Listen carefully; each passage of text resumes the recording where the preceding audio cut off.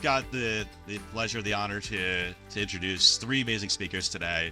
All three of whom I know pretty well, but I'm confident that I'll be able to learn some more about their lives experiences, and that's really the beauty of Madeira Stories Live. So I'm really excited to welcome our first speaker, Terri Telesz. And Terri is the founder and therapist at Find Your Way. And the title for her story is When Bravery is Called For. So here you go, Terri. Hello, everybody. Some of you know me, some of you don't. I'm Terri. If you don't know me, you probably know my dogs. I live across from the elementary school, Coco and Cooper. So that's how most of you probably know me. Um, Welcome to you all. Thanks for being here. So, my ex, Katie, and I moved to Madeira 19 years ago. Actually, a little before 19 years. Tomorrow is Will's 19th birthday. She was pregnant with Will when we moved here. So if you see him this weekend, he is home from Pittsburgh. Let him know that his mom looks way too young for a 19-year-old. Okay, guys?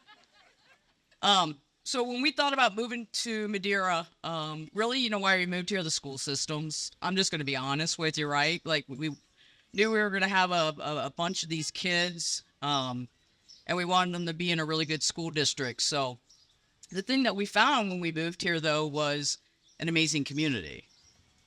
Our neighbors were phenomenal. Francisco and Tracy, most of you know Francisco, right? Right up there at the fire department. We lived across from him, or next to him. The Adinos, amazing people, right? Our boys grew up together, the Hemlers. So we actually got to know a lot of good people. So a little about me and the fact is that I am not one to go marching on steps, right? I'm not one to go waving flags. It's just not me. I work through my practice. And so if you go by our house when the kids were little, you wouldn't see flags flying. We were just a normal family. I mowed the lawn, right? I told the kids all the time, we should like do a movie about our family. They're like, oh my God, no, please don't. Cause we're just your typical family, right? So when we got into, I have three. Will's 19. He's at Ohio Wesleyan. He'll be a sophomore. I have a junior, Alex. Most of you know him by Dax. And then I have Benny, who is going into 8th grade. So gives you a little context.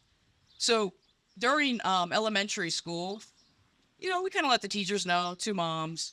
Nobody said anything, right? The only complaint we got were from the kids because they had to miss recess sometimes to make two moms day gifts. The school was fantastic, right? I mean, this was like what we wanted. I mean, the kids will tell you now, we'd always check in with them, right? And they would say, oh, please, mom. We were superstars having two moms in elementary school. Like, it was awesome. Everybody wanted two moms. I thought it was so cool, right? I remember sitting there with Riley Hemler and Will when they were little, right? And they're eating their burgers or whatever they're eating, and Riley goes, so you ain't got no dad? And Will says, no, I got two moms. He's like, oh, all right. That's kind of how it always was, right? My kids said that they don't really had any problems here. And it's such, that's what we wanted, right? We wanted to raise our kids in a great environment as your just typical family hanging out. My experience here, you know, he mentioned the word brave, and I don't know. I really kept thinking about that when Tom mentioned that to me, and I'm not sure it's brave. For me, it's about being kind and doing the right thing.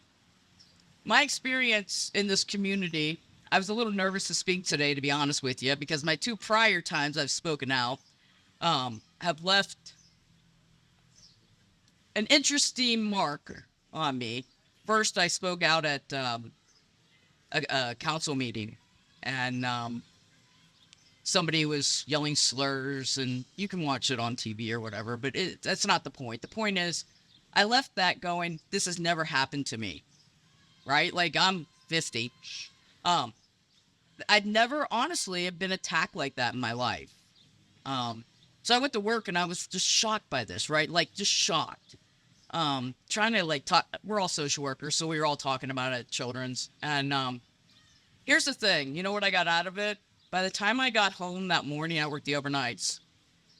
People left notes on my door.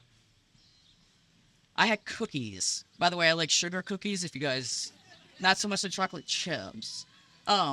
Flowers, notes. When I say like at least 200 people reached out, 200 people reached out, phone calls, texts, Facebook, um, people stopping by my house, right? Who like, we only know your dog, but we want to talk to you now. That's the community we moved into. So I look at it as just this small little pocket of people, right? And I tell my boys all the time, we get to choose where we put our energy. And the love that was shown to us, that's where we want to put our energy. That's the Madeira I know. I spoke out a little bit about things I did not want to see to come into our school district. Somebody vandalized our garage with some pretty rough stuff, right? Again, I was supposed to go to Owu the next day with like all the band kids. We were going to go and play on the football field with Will, right? Two neighbors, amazing people. I'm sure they're here somewhere. Came over and painted my door while I was gone, right? People donated money. Don't come in my backyard. There are so many cameras everywhere. I'm telling you, it's like a casino, people. Right? Notes. Chocolate chip cookies. Sugar cookies. Right? Phone calls. Wonderful things. Again, that's the community we moved into. We can't allow a small pocket of people to affect us and think that all people are like that. This is our community. I'm glad we're here, and we certainly are going to stay. I don't think it's brave. I think it's just being kind and doing the right thing. And you guys have all been so kind to our family. We appreciate it. Thanks.